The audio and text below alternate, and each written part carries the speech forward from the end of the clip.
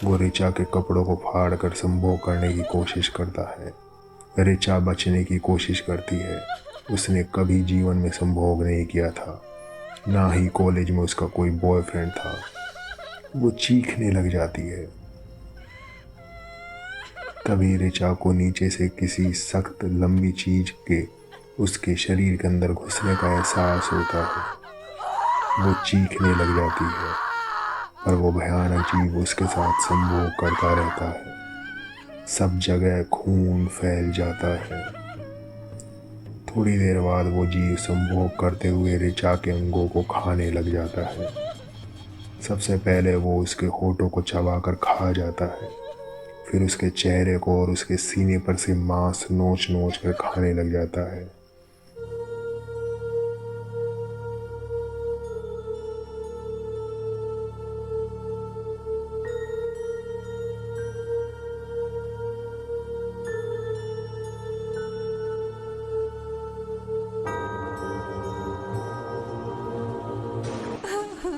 ऋचा रोने लग जाती है। पायल रोते हुए कहती है, मैंने कहा था ना, हमें यहाँ नहीं आना चाहिए। अब तुम लोग मेरी बात नहीं माने, अब हम सब मारे जाएंगे। विकास कहता है, अब ये टाइम इन सब बातों का नहीं है। अब हमें ये सोचना पड़ेगा कि हमें आगे क्या करना है। तभी वो भयानक जीव कमरे का दरवाजा तोड़कर नीचे आ जाता है। उसको देखकर सब घबराकर भागने लग जाते हैं।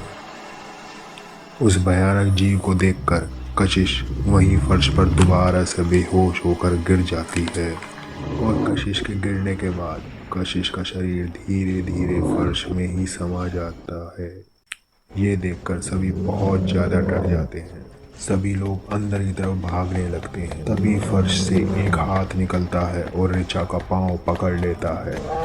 ऋचा वहीं गिर जाती है। बाकी सभी अंदर की ओर भाग जाते हैं। सभी इतने डरे हुए थे कि किसी का ध्यान ही नहीं गया कि ऋचा वहीं रह गई थी। चारों दोस्त एक कमरे के अंदर पहुंच जाते हैं। वरुण कमरे का दरवाजा बंद कर देता है। वरुण जब पीछे मुड़ता है तो देखता है कि ऋचा वहां नहीं थी। वो वापस दरवाजा खोलकर हॉल की तरफ भागता है, पर विकास उसको रोक लेता है। वो उसे हॉल की तरफ नहीं जाने देता। वे दोनों वापस कमरे में आ जाते हैं। विकास वरुण से कहता है, तुम पागल हो, वहाँ गए तो हम सब मारे जाएंगे। सब कमरे के अंदर थे। पायल रो रही थी। वरुण कहता है, तो क्या मैं अपनी बहन को मरने के लिए वहीं छोड़ दूँ? उधर हॉल में वो भयानक जीव ऋचा के पास धीरे धीरे आता है। ऋचा अपना पांव छुड़ाने की कोशिश कर रही थी। ऋचा गिड़गिड़ाते हुए बोलती है, मुझे जाने दो प्लीज, मुझे जाने दो मुझे प्लीज। पर वो जीव उसको चाटने लग जाता है। फिर वो ऋचा के बाल पकड़कर उसे घसीटते हुए हॉल के सामने की दीवार की तरफ ले जाता है। अचानक से वो दीवार धीरे धीरे खुलने लग जाती है।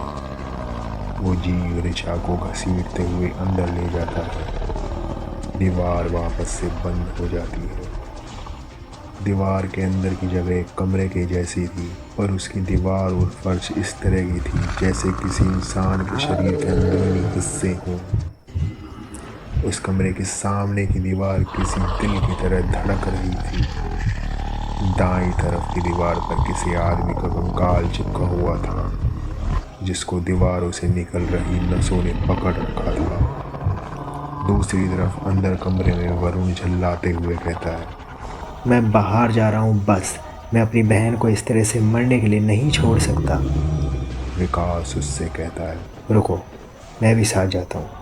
विकास ईशा और पायल को कमरे में ही रुकने को कहता है और वरुण और विकास दोनों हॉल में आ जाते हैं और ऋचा को आवाज लगाने लग जाते हैं, पर ऋचा कहीं दिख ही नहीं रही थी। अचानक से विकास के बगल की दीवार से बड़ी सी जीभ निकलती है, जो विकास के चारों ओर लिपट जाती है। फिर वो दीवार पूरी तरह से किसी भयानक जानवर के मुंह की तरह खुल जाती है, जिसमें बहुत सारे नुकीले पैने दांत थे। वो जीव विकास के साथ साथ उस मुंह में वापस जाने लगती है। वरुण विकास को बचाने की कोशिश करता है पर बचा नहीं पाता। विकास के उस भयानक मुंह में जाने के बाद वो दीवार पहले जैसी हो जाती है। वरुण भागकर वापस ईशा और पायल के पास चला जाता है। ईशा वरुण से पूछती है, क्या हुआ? विकास और ऋचा कहाँ है? वरुण बताता है, विकास मारा जा चुका है। पायल रोते हुए कहती है, कोई नहीं बचेगा, हम सब मारे जाएंगे। उधर वो भयानक जीव ऋचा के पास धीरे धीरे जाता है। उस जीव का शरीर कुछ ऐसा था मानो कोई इंसान का शरीर हो जिस पर खाल ना हो, किसी ने उसकी खाल उतार ली हो। उसके अंदर से अजीब अजीब से कीड़े निकल रहे थे। वो ऋचा के कपड़ों को फाड़कर संभोग करने की कोशिश करता है। ऋचा बचने की कोशिश करती है। उसने कभी जीवन में संभोग नहीं किया था, ना ही कॉलेज में उसका कोई बॉयफ्रेंड था। वो चीखने लग जाती है। तभी ऋचा को नीचे से किसी सख्त लंबी चीज के उसके शरीर के अंदर घुसने का एहसास होता है। वो चीखने लग जाती है पर वो भयानक जीव उसके साथ संभोग करता रहता है। सब जगह खून फैल जाता है। थोड़ी देर बाद वो जीव संभोग करते हुए ऋचा के अंगों को खाने लग जाता है। सबसे पहले वो उसके होठों को चबाकर खा जाता है, फिर उसके चेहरे को और उसके सीने पर से मांस नोच नोच कर खाने लग जाता है।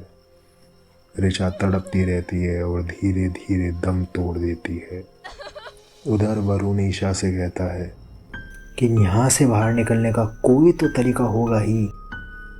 तभी वरुण के दादा की आत्मा वहाँ प्रकट हो जाती है, जिसे देखकर ईशा पायल चीखने लग जाते हैं। पर वरुण उस आत्मा से कहता है, दादाजी आप? दादाजी कहते हैं, वरुण समय बहुत ही कम है, तुम तीनों को यहाँ जल्दी से निकलना होगा, क्योंकि इस घर को जितना खून मिलता जा रहा है ये घर उतना ही ज्यादा ताकतवर होता जा रहा है। वरुण कहता है, ताकतवर होता जा रहा है मतलब? दादाजी कहते हैं, मैं तुमको इस घर की पूरी कहानी बताता हूँ। इस बीच हाउस का निर्माण सन 1865 में हुआ था। तब अंग्रेजों का राज था। इस बीच हाउस में अंग्रेजी सेना का एक ऑफिसर रिक फ्लेयर एवं उसके कुछ चहेते सैनिक रहते थे। ये बीच हाउस उन सब की अय्याशी का अड्डा था।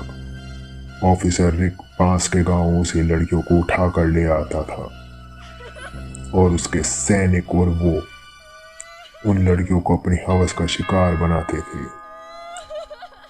रिक यहाँ के गांव वालों पर बहुत अत्याचार करता था, उनकी धन संपत्ति को भी लूट लेता था। रिक के सैनिक लाई हुई लड़कियों को मारकर दीवारों में और जमीन में गाड़ देते थे। रिक को कम उम्र की वो लड़कियां ही पसंद आती थी जिन्होंने कभी संभोग ना किया हो। रिक उन लड़कियों को ही हवस का शिकार बनाता और तड़पा तड़पा कर उनको मार डालता था। एक दिन रिक पड़ोस के गांव के एक तांत्रिक की बेटी को उठा लाया और उसे तड़पा तड़पा कर मार दिया। तब उस तांत्रिक ने इस बीच हाउस पर आकर एक श्राप दिया कि ये बीच हाउस एक जीवित शैतान बन जाएगा और रिक को छोड़कर सभी को तड़पा तड़पा कर खा जाएगा और रिक एक भयानक जीव में बदल जाएगा।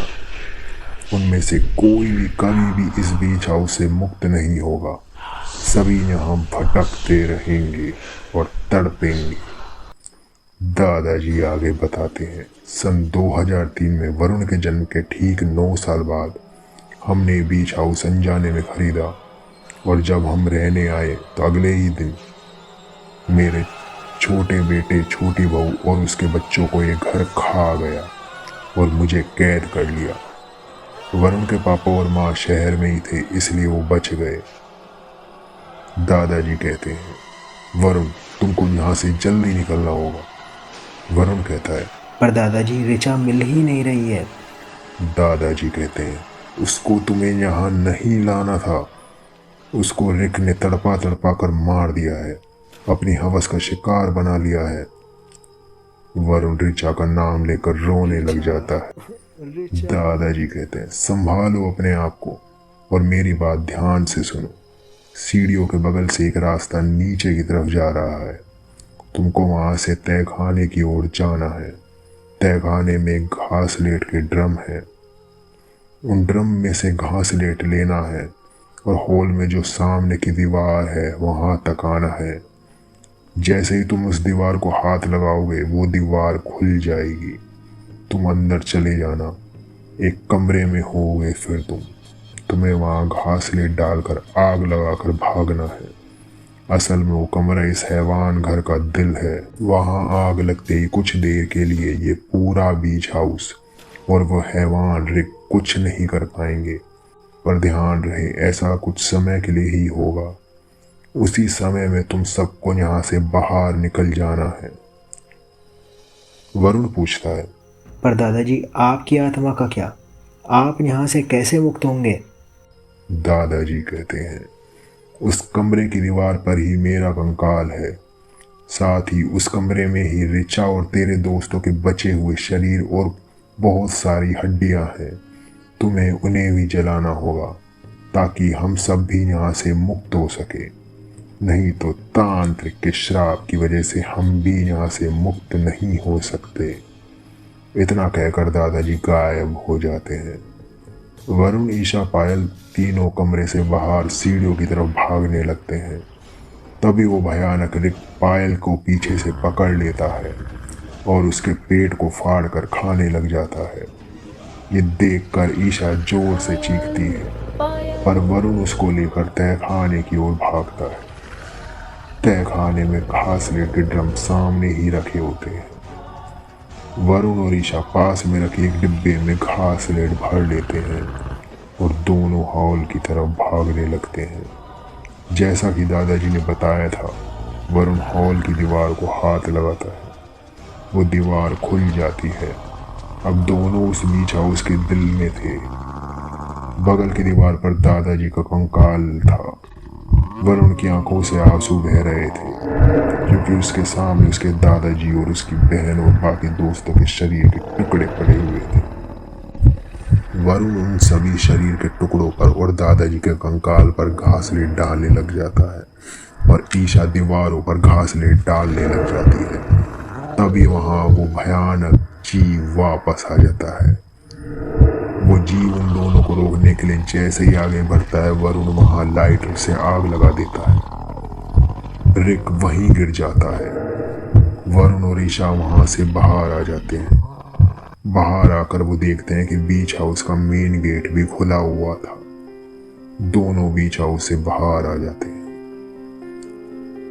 ईशा वरुण के गले लगकर रोने लग जाती है और कहती है, काश हम यहाँ नहीं आते तो हमारे दोस्त भी जिंदा होते। वरुण कहता है, हमें अब यहाँ से निकलना चाहिए ईशा, चलो। वे दोनों कार से निकल जाते हैं, एक ऐसे बुरे सदमे के साथ जिसको वो कभी नहीं भूल पाएंगे।